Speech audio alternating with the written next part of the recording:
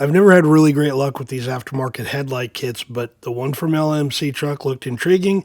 When I called them and talked to them, they said it should be fine, so let's talk about it. If you've ever worked with an aftermarket headlight kit, you know that they're sometimes a little difficult to get them to fit the factory housings. Now, some of them are made exactly for it, and I was assured by the folks at LMC Truck that these are very close, whatever that means.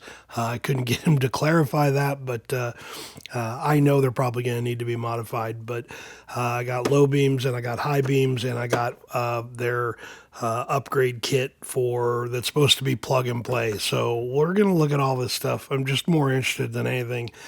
These look like they had some pretty decent reviews. They're not their most expensive kit. I think I paid for everything with tax and shipping about $240, something like that. And they're not a halo or anything funky like that. I just wanted a good, clean headlight, and I couldn't find anything that it looked like was going to work out of a later model vehicle that had the nice deep light and the nice wide spread for a flood. But so we'll see. Let's take a couple of these out of the box. We'll take a look and see what they look like. Okay. I didn't imagine I'd be doing headlight reviews on my channel, but well. All right. So this is the low beam. It is a glass housing, so I did like that. And it looks like they both use the exact same H5 bulb, so not sure how they're rating these, but yeah, I mean, they're not awful. Now, I haven't had the headlight buckets out of the truck yet to know how deep they are and if that's going to work with it, but that's typically the problem is you can usually get them in there okay after you cut out to get the headlight bulb and the harness through there, so I'm sure that's probably what we're going to have to do on this one. But again, having a nice glass clear housing and not something completely gaudy for a for a light looks good. They are marked top, so let's take a look at yep, this is the high beam, and I'm sure it's going to look identical. So yep, so anyway, not too bad. The biggest consideration is how they're going to fit in there, which is the only thing I really care about. I don't really mind modifying it if I have to. Not on this vehicle, doesn't matter, but some folks are pretty particular about doing that kind of thing, cutting up a factory housing, and yeah, for me, I don't care. But let's take a look at the upgrade harness and see what that is, because that one they said is plug and play, and I kind of having a hard time believing that. Okay. Well, it does have some instructions in it. I can't read that part, but yeah, we'll see. So let's first go ahead and get this out of here and see what it looks like. Now, I will tell you that almost 100% of the time, I never use the relays in these kits because they are typically not very good. They typically burn out pretty quickly, but I'm going to go ahead and use it, but I'm going to carry relays in the truck because I know at some point in time that they will burn out. It's just a fact of life. So let's see how this thing is marked. Looks like they've got it all labeled as to where it goes to, so that's good. Here's our power, existing headlight harness. Obviously, that's going to be closer to the battery, so that'll be passenger side. This will be driver side. And they are marked high beam, low beam, which is good. The other thing, too, that I've always noticed with some of these lower cost kits is the connections aren't that great, but this one's no different. We'll probably wrap these a little bit just to ensure that they don't come in contact with anything they're not supposed to, but yeah, it's all at least marked, so it shouldn't be too difficult. I don't think this is going to be that complicated. Let's go ahead and get the headlights out of the truck, and let's see how much modification we're going to have to make the buckets, and then I'm going to have to try to find a way to mount these somewhere nice and easily because I know I'm going to have to replace them. So let's get out to the truck. Alright, so initial impression isn't that bad. There's a pretty big cutout in the back. The biggest thing is going to be if these are deep enough without having any modification to it. So, okay. Well, I won't bore you with all the details. Taking out headlights isn't that big of a deal, so I guess, yeah, very large opening. So I guess that's a big thing, is let me run that and then get the headlights out of there, and then I'll at least show you how it starts. Hopefully you can see that. They're not far off, so do a little test fit and see if that one fits in there, but so far maybe they got something here. Really, it's also too making sure that those notches line up so I don't have to do anything with the housing, but yeah, so far we're heading in the right direction. There's the bucket, there's your notches where it's going to line up at. So yeah, let's see how it drops in there. Alright, well, it's in the notches correctly. Let me do that so you can hear it fall in there. Just rotate a little bit, and then there it is. There's the top right there. It looks like these are going to fit without having to modify the bucket, which is big. So, alright, let me get these other ones out of here, and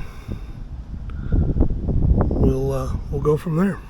I'm not going to tell you how long it was when I started this video to where we're at right now, but let's just put it this way. When I connected everything up, none of the lights worked. So yeah, I'm an idiot. Wiring isn't my deal, but I do know a guy, and he actually runs the local tech center for high school students, and he agreed to do the wiring or check the wiring and see where I screwed it up on the truck if I would tune the carburetor on his square body. So seems like a good deal to me.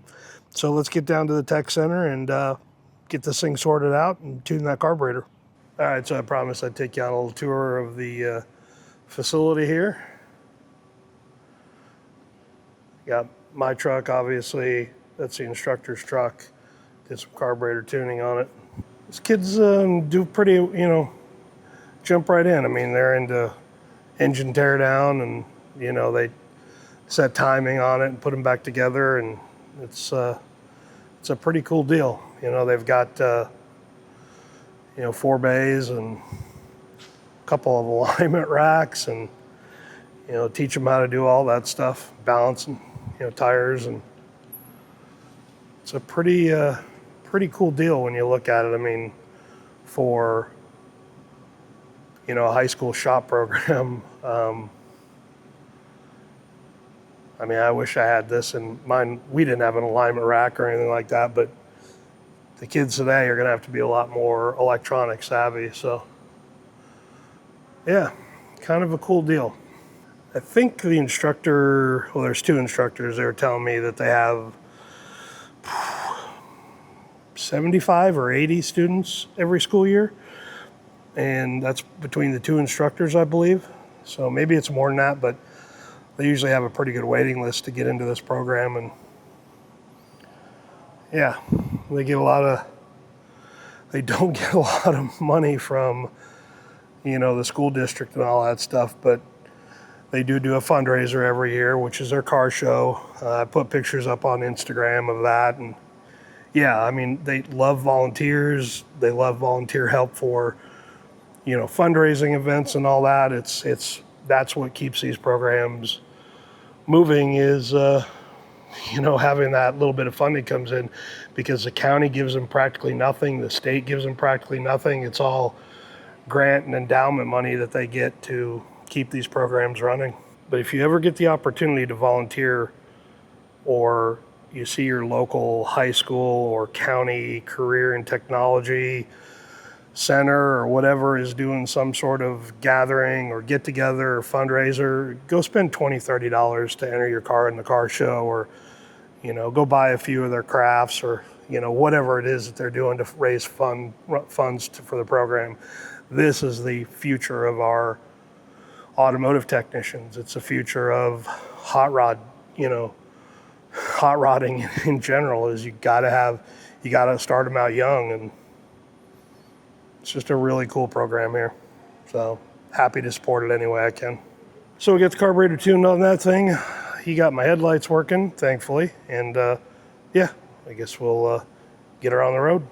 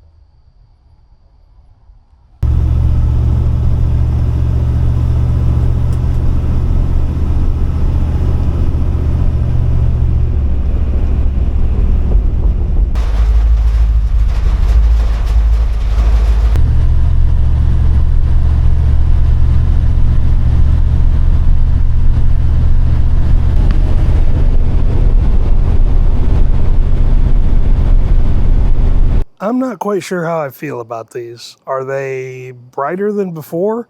Oh, 1,000 times over. Does it make driving at night much better? Oh, yeah, definitely. Are they as bright as I'd like them to be? No, not at all. I don't know, maybe a bulb change, maybe check the relays, make sure they're getting a full 12 volts, but I just expected them to be much brighter than that, and quite honestly, they're not. So given that I'm having trouble with the high beams still, getting those to work, would I buy this kit again? Probably not. No knock on LMC, no knock on, you know, the tech that I spoke to when I ordered them, but yeah, it's just for the amount of money that I paid for them, and how I don't know if it's the harness quite yet. So if it's the harness that's kind of funky and not, you know, my bad wiring, then yeah, sure. But just not quite sure that I'm happy with the results. So anyway, if you've used one of their kits before, have any comments on it, leave them down below. Or if you got a better kit that you've used, let me know too. Maybe I'll swap these out, but I'm already $230 in the hole. So anyway, let me know. The cool thing about doing this video at night and being outside is you have no idea when this video is